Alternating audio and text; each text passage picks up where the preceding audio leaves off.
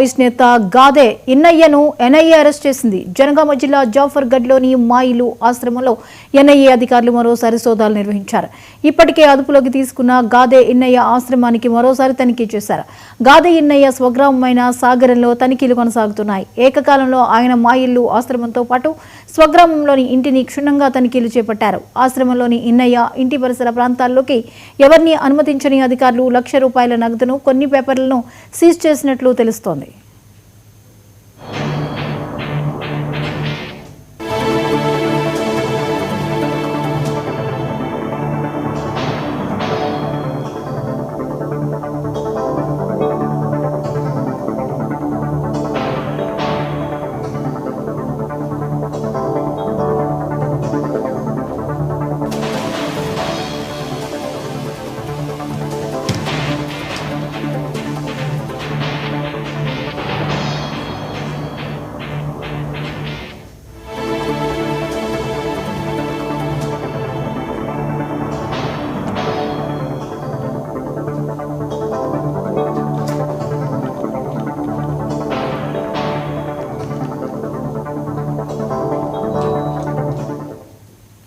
మాజీ మావోయిస్ట్ నేత Gade ఇన్నయ్యను NIA arrest చేసింది. జనగామ జిల్లా జాఫర్గఢ్లోని మాయిల్లు ఆశ్రమంలో ఎన్ఐఏ అధికారులు మరోసారి సోదాలు నిర్వహించారు.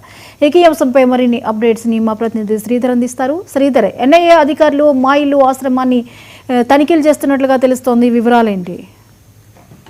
జ్యోతి, గుడ్ మార్నింగ్. అయితే జనగామ జిల్లా జఫర్గఢ్ మండల కేంద్రంలో మరోసారి ఎన్ఐఏ అధికారులు అయితే గాదా ఎన్ఐఏ ఇంటిని చుట్టుముట్టినట్టుగా తెలుస్తోంది. ముఖ్యంగా గత కొద్ది రోజుల క్రితం మావోయిస్టులకు సహకరిస్తున్నారనే నేపంతో అదిలో గాదా ఎన్ఐఏ ఇంటిని అయితే చుట్టుముట్టి గాదా ఎన్ఐఏని అయితే అరెస్ట్ చేసినటువంటి ఎన్ఐఏ అధికారులు విచారణ నిమిత్తం అయితే ఈ కస్టడీ తీసుకునేందుకైతే నాంపల్లి కోర్టును ఆశ్రయించినట్టుగా తెలుస్తుంది. అయితే నాంపల్లి కోర్టు పిటిషన్ 16వ తారీఖు దానికి సంబంధించినటువంటి అంశంలో వెలువరించినటువంటి సందర్భం అయితే కనబడుతుంది. ముఖ్యంగా 5 రోజుల పాటు గాదా ఇన్నయ్యను కస్టడీకి అప్పగించాలంటూ ఏదైతే ఎన్ఐఏ అధికారులు నాంపల్లి కోర్టులో పిటిషన్ చేసినటువంటి వాదనపై ఇంకా నిర్ణయం రాకముందే ఎన్ఐఏ అధికారులు అయితే ఇన్నయ్య ఇంటిని చుట్టుముట్టడం, దాంతో పాటు చెంచల్గూడ జైల్లో ఉన్నటువంటి ఇన్నయ్యను ఆధారాల ప్రకారంగా విచారణ ప్రకారంగా ఎలాంటి ఆధారాలు లభిస్తాయనే కోణంలోనైతే ఈరోజు ఇన్నయ్య ఇంటికి చుట్టుముట్టినట్టుగా తెలుస్తుంది. ప్రధానంగా